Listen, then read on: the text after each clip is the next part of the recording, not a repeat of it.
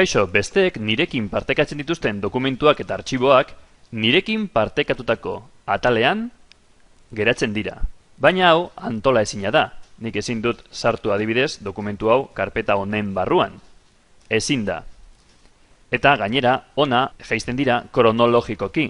Bilatzeko pasaren asteko dokumentu bat zaila izango da. Beraz, gomendioa, interesgarriak diren dokumentuak gorde nire unitatean, eta interesgarriak ez direnak ezabatu. Adibidez, dokumentu hau garrantzitsua da. Eskumako botoiarekin, gehitu nire unitatean.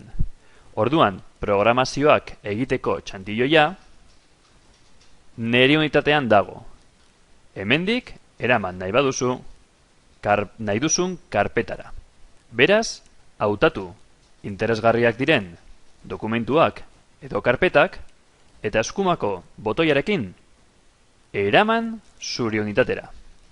Eta interesgarriak ez direnak ezabatu.